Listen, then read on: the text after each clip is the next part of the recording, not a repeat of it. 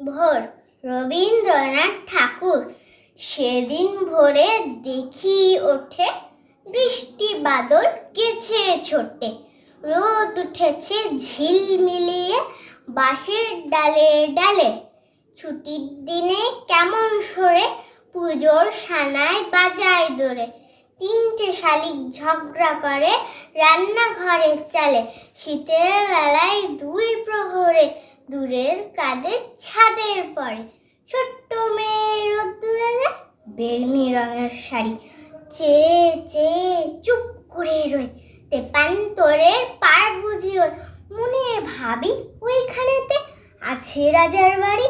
থাকতো যদি মেঘে ওরা পক্ষীরাজের বাচ্চা গোরা, তখনই যে যেতাম তারে লাগাম দিয়ে কষে।